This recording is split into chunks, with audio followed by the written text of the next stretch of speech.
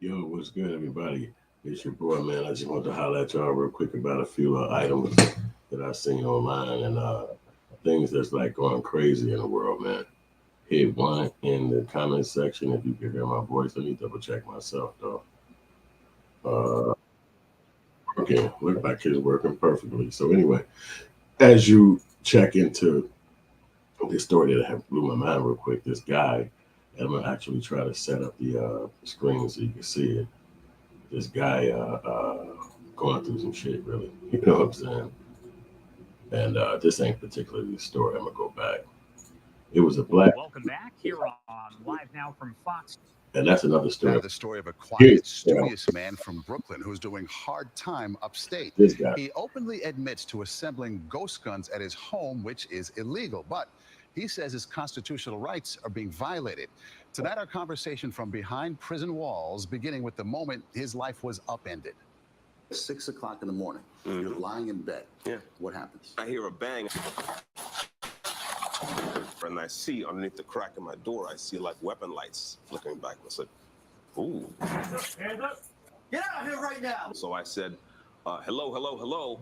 I'm Dexter Taylor. My name is Dexter Taylor. Yo, we know your name. Come on. Why are you looking for me? Because I still thought they had the wrong house. And then they said, yeah, we're here for you.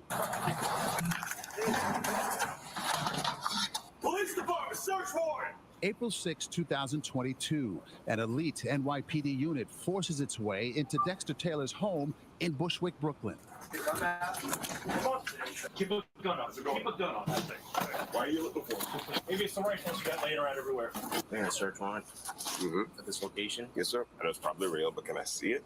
It was an hours-long. So you can see that dude got popped off for basically having these things called ghost guns. But the funny thing about it, I'm gonna try to scoot through the video, so you can try to get to know him. Operation is required. Okay. So in other words, I know what you're getting at, but Okay. you see what I'm getting at. Okay. Is that the law of the land supersedes the law of the state? Do your guns have serial numbers? No. So to the people who say, come on, man, you know the law of New York State. You also know the Constitution. You know both of them. But the law is the law.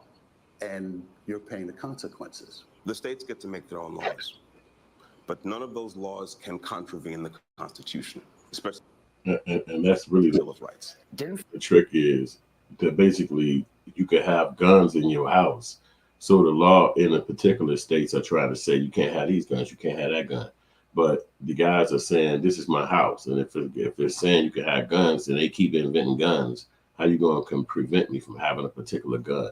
So this guy's actually a guy who create guns. He's like not necessarily just a gunslinger. He actually is one of the people that's techie, and he ended up making guns and creating them from scratch. And that's even a crime, especially when you buy it. Described nerd and tinkerer. He graduated from Stuyvesant High School, studied biomedical engineering for a time at Johns Hopkins University, and later taught himself how to write code. He says he's been fascinated with guns since he was a child. His goal before the arrest, to develop better weapons systems for the police and military. I have something to offer this industry. Guys like the guys who broke down the door of my apartment, right? Spend a lot of time tuning their weapons. They might be able to use a system like I came up with. I wanted to work with these guys. How do you think you got on their radar? I know how I got on their radar. ATF has been driving search warrants around the country by going up to parts manufacturers and saying, run those lists for me. Taylor had been under surveillance. So you get that basically. So if you ordering guns on the computer, the FBI will come, or the parts, they'll come and be like, who ordered these parts? And then they could just come and put you on the list and investigate you, watch you, and all that shit. So it's no hiding. So it's like that's another element of it that's really kind of hard. You know what I'm saying? It's like you can basically be locked up, you know what I'm saying, for a gun. You know what I'm saying? And having guns, even being a person that create guns. And that's just something to really learn and know. It's like really one of those, it's in New York, so I'm being in Chicago. And a lot of Midwestern states too, or states where it's a lot of black people, they got the same kind of gun laws. So you can see what's going on. But his lawyer kicked it off a little bit too. Vinu Varghese is Taylor's attorney. That is the ultimate legal question that's going to go to federal court. We knew we were going to lose at state court. We're going to lose at the mid-level appellate court. We're going to lose in Albany, in New York State. But then we're going to come right back to Brooklyn. in federal court there. Constitutional law professor Gloria J. Brown Marshall. The Second Amendment allows for the right to bear arms, but that is not an unlimited, unrestricted right. The right to bear arms, like every right within the Constitution, has to be balanced out with public safety, balanced out with the rights of others. Taylor has a 16-year-old daughter. He says missing her is one of the hardest parts about being locked up, and says she is proud of his fight. We watched the body cam video. It ended up very calm. Yeah. You know, undoing your shoelaces, put your glasses on your face. Everyone was calm and respectful. And I played it calmly and respectfully as well. People that have been convicted of manslaughter, people that have been convicted of molesting children are going to get out earlier than Dexter Taylor, who hasn't harmed anyone. What do you want ultimately? I hope that we can compel New York State to abide by the law. Again. So you see that that's a problem for this guy, because he's not only just a person that's smart, went to school and learned how to deal with guns, but by making them and having them in his house, where obviously they're not going to have a serial number because he's making them, that's still a crime. And he's doing 10 years in prison for that shit in New York, because their laws are strict and it's mandatory minimums and all that shit they got going on. So, but if you go in places like Kentucky, Tennessee, Texas, guns is not as illegal. Florida is not as, they're not as illegal. Don't know if you can have as many guns as he got or created. But, you know, it's a craziness. And then you see how he'll put his whole life on the line for the Constitution, for a Second Amendment right. Is that worth it? Would you do something like that? Is that big a deal to you, to have a gun, to go and fight against America and be like, yo, I don't give a damn. I'm going to make sure I'm fighting, and they're going to have to come at me any way they can. And I don't know if that's worth it, but if a person loves guns and believe he's right, is that a good argument, a fight? You know what I'm saying? Because, you know, they'll lock you up. I mean, they will just go ahead and put you in jail and call it a day and say, okay, you don't understand. You get to go to jail. So, I mean, like, you know, you got to let me know. I ain't into guns so much like that. You know what I'm saying? But, you know, I would go hunting and all that shit if it came about. But it's not like I collect guns like that. You know what I'm saying? But, you know, that don't mean other people don't. But it's just crazy that if you do, and they come break in your crib or find out who you are, they can make sure they put a crime on you just for being a person that's making guns. Because I'm sure they probably looking at him as a black guy, like, shit, he over here probably living in some black area or community. This motherfucker fuck around, start selling these guns to the neighborhood people. That's just probably what I think they think. You know what I'm saying? But now that you get to meet the guy and talk to him, it don't seem like he one of the people that's trying to just buy guns to sell them. He just might be a person that's creating this item, and he think that, you know, it can enhance people's shit, you know, the police and all that. He sounds like a person that wants to work for them, you know, at some point. I'd like to have my conviction reversed and do what I originally planned, which was to buy some land in New Hampshire somewhere and make a gun lab and go start my second career in the firearms industry. Most strikingly, Dexter Taylor. You figure out he's going to try to do, but imagine that being locked up and they not finna send you back to the crib because they looking at you like, nah, what you did wasn't right. So I wanted to go back to this last one that I was watching real quick, where it's I got to go back to the history link and then pull it up. But I wanted y'all to see this one. And this was crazy because you probably ain't heard it, but it's happening right now. The guy who ran Abercrombie and Fitch got arrested today and going down. And the stuff. This is cannabis and mushrooms. It's basically the video. Yeah, but they way more money did. So from Fox 10:15 on the East Coast and 7:15 on the West Coast. Do want to get into some breaking news that we are covering right now. Mike Jeffries, the former CEO of Abercrombie and Fitch, arrested on sex trafficking and interstate prostitution charges. That is according to a spokesperson for federal prosecutors. These dudes be so rich and so balling out that they just probably believe they'll never get caught, or they just so rich that nobody will tell. Because goddamn, come on, why would you be on that if you the CEO of Abercrombie and Fitch? What the fuck would you even be doing that like that for? Information coming in just moments ago here. Now, details of the criminal charges not immediately available. They do come after years of sexual misconduct allegations that were made in civil lawsuits. No, fuck him. He talking crap. Here it is right here. We're going to hear from the actual prosecutor. Let's go.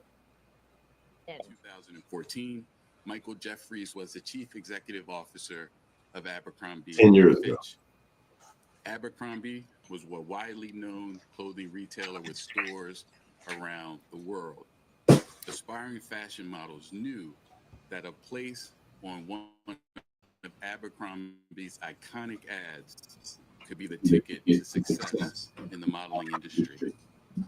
But while Jeffries was the CEO of one of the most recognizable clothing retailers in the world, he was using his power, his wealth, and his influence to traffic men for his own sexual pleasure. Now that's the federal prosecution called him out, saying he was trafficking men. They didn't say men and women. And you know that clothing line sell girl clothes too, but the guy said all men. Man. And that of his romantic partner, Matthew Smith. The charging documents describe in graphic and disturbing detail the violent and exploitive acts these defendants perpetrated, for which they will now face justice in a court here in the Eastern District of New York.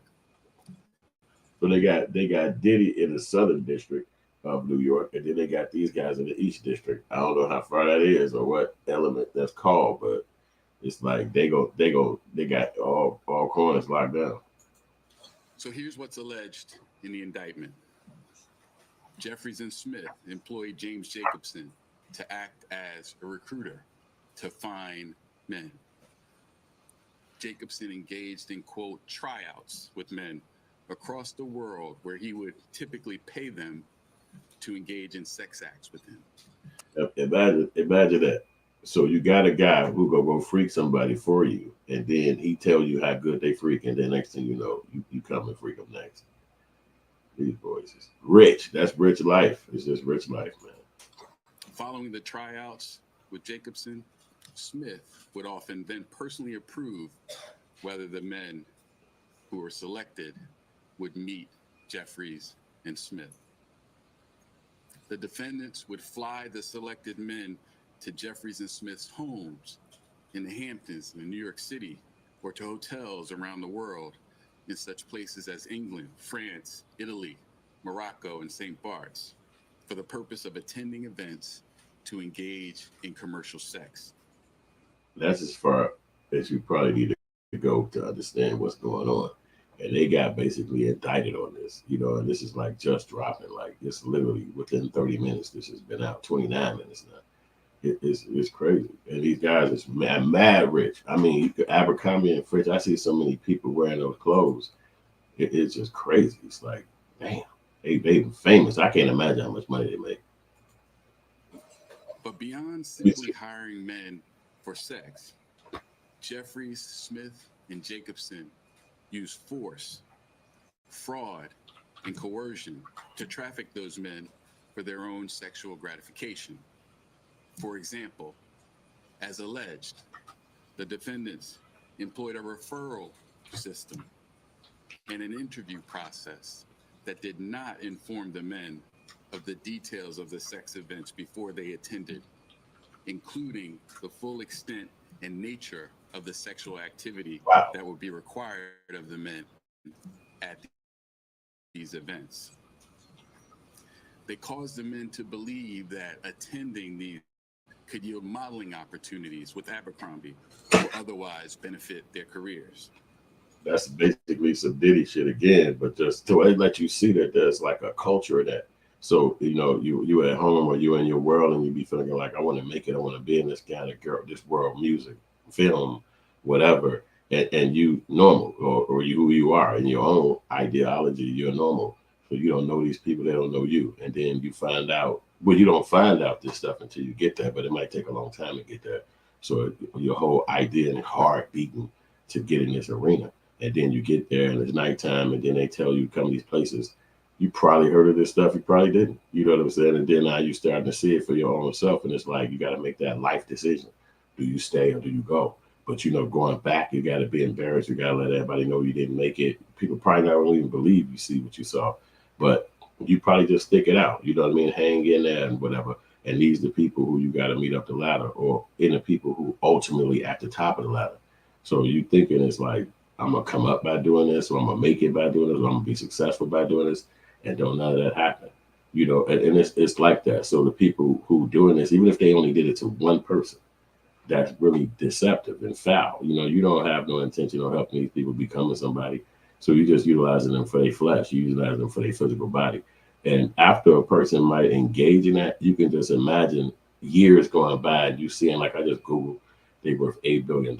You know, you can imagine people who have did this stuff and their career probably didn't go up or they didn't get no career next year. Nothing happened for them. And then it's like, well, damn, what am I supposed to do? You know what I'm saying? So it's like, what do you do? You know what I'm saying? So, hey Lee, I'm live right now on my video, so I can't talk right now. I'll try to call you back. All right. Yeah. So anyway, and it's like, what do? You know what I'm saying? You're just trying to make it, and these are the people who you're going to see. So you can't even notice when you're younger. I guess they'll assume that the younger you are, the less likely you're going to notice stuff. You know what I'm saying? And you thinking your big future is ahead of you. So it's so many people to pick from that got the desire to try to succeed. So it's like, if you don't like it, the next person might do it. The next person might do it. The next person might do it. But ultimately anybody might say something and be mad or be disgruntled or don't like what happened or don't like the results of their life, and then they're gonna go tell, you know. So I believe that as a billionaire, and they say that this guy is gay and him and his gay lover was doing this, the man who was the CEO. So you can see the likability of it. Like, it's possible. You know what I'm saying? That don't mean it did happen. You don't mean they're gonna have to prove it happened. But it's like the possibility of somebody being at that power, they claim that the lifestyle, and then these are the type of people they're gonna be around, which is like naked model men. You know what I'm saying? It's kind of likely something could happen like that, but that don't mean it did. But they being indicted, so it seemed like it did, you know, from the federal government perspective. So it just lets you kind of really gauge what does making it ultimately mean, because maybe other people didn't have to go through this. You know what I'm saying? Maybe other artists or people that's modelers didn't have to deal with that. You know what I'm saying? But these people, particularly who was trying to get through Abercrombie and Fitch, had to, or felt like that was what was going on in their life. And now here come the federal government kicking in. But, you know, in every regard, just like old boy got arrested, he's a white person, so we'll see if he get a bond and all that stuff, and if he get held.